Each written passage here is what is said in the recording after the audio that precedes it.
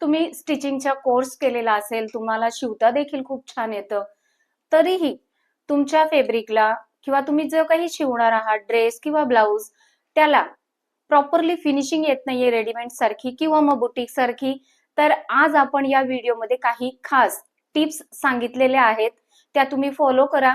म्हणजेच तुमचं जे ड्रेस किंवा ब्लाउज आहे ते अतिशय प्रॉपरली असं रेडीमेड सारखं आणि बुटीक सारखं त्याला फिनिशिंग येणार आहे.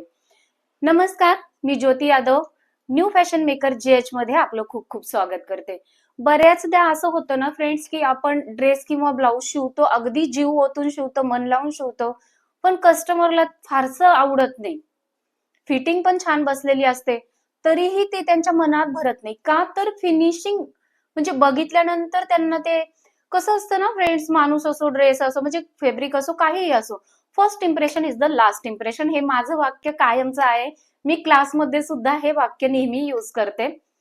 तर सांगण्याचा अर्थ म्हणजे असा आहे फ्रेंड्स, की जेव्हा कस्टमर ते फॅब्रिक बघतं, म्हणजे त्यांचा ड्रेस किंवा ब्लाउज बघतं, ते असं आतून खुश झालं पाहिजे. म्हणजे नंतर ते फिटिंगची गोष्ट नंतर येते, बट फिनिशिंग आधी डोळ्यामध्ये भरली पाहिजे, मनाला भावली पाहिजे. तर त्यासाठी आपण काय करायचं आहे, जर तुम्ही अस्तरचा ड्रेस किंवा ब्लाउज शिवत असाल, तर अस्तर घ्यायचं आहे, ते वॉश करून घ्यायचंय. अगदी असं वॉश नाही करायचंय, पाण्यात टाकायचंय आणि जस्ट वाळवून घ्यायचंय. ठीक आहे. त्यानंतर आपल्याला ते छानपैकी प्रेस मारून घ्यायचंय. प्रेस मारल्यानंतर मेन फॅब्रिक सुद्धा जे आहे ते सुद्धा आपल्याला प्रेस करून घ्यायचंय. तर मेन फॅब्रिक प्रेस करताना आपल्याला खूप भीती वाटते, तर आपण काय करायचं आहे, त्यावरती न्यूजपेपर ठेवायचा आहे आणि मग त्यावरती प्रेस मारायची. कारण की मेन फॅब्रिक जे असतं, जर ब्लाउजचं असेल तर ते अतिशय पातळ असतं आणि आपल्याला त्याची जळण्याची भीती वाटते. तर मग आपण ते पेपर ठेवून प्रेस करून घ्यायचंय. सेकंड थिंग हे आहे फ्रेंड, की जे तुम्ही मेजरमेंट घेतलेलं आहे, बॉडी मेजरमेंट असो किंवा मग ते ब्लाउज वरती जे घेतलेलं असो, ते तुम्हाला प्रॉपरली घ्यायचं आहे आणि प्रॉपरली तुम्हाला ते आखून घ्यायचं आहे. थर्ड थिंग ही आहे फ्रेंड्स, टिप ही आहे की तुमची जी कात्री आहे ती प्रॉपरली त्याला धार असली पाहिजे.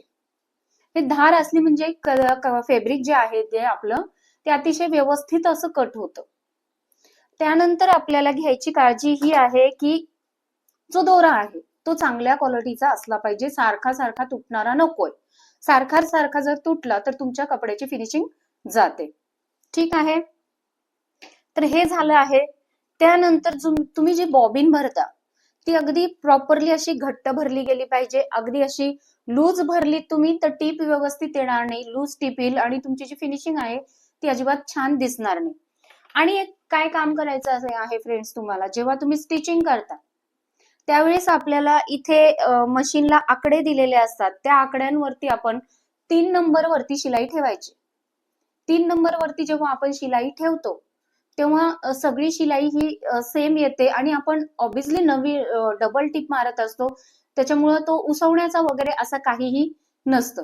तर मग आपण 3 नंबरवर त्याला सेट करायचं आहे. जिथे तुम्हाला अस्तर जोडायचं आहे, म्हणजे जे आपण धाव टिपा म्हणतो, धाव टिपा तुम्ही 5 नंबरवर टाका.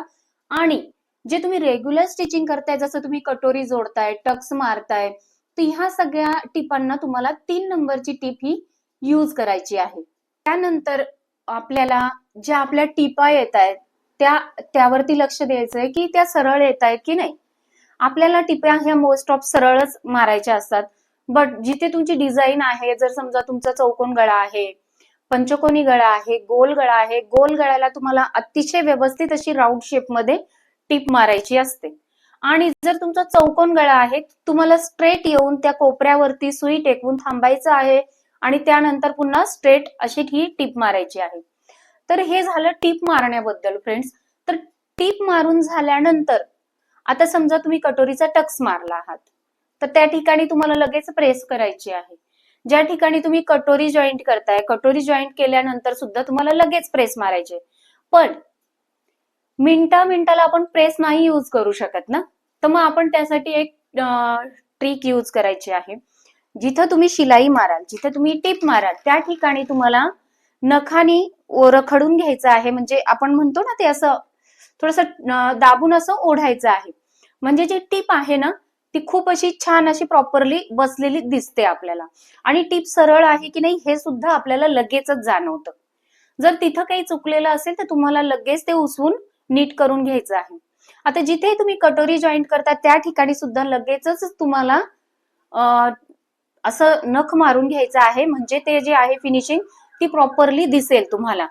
इथपर्यंत झालं फ्रेंड्स आपलं, की जिथे जिथे आपण शिवणार आहोत त्या ठिकाणी आपल्याला नख मारून घ्यायचंय.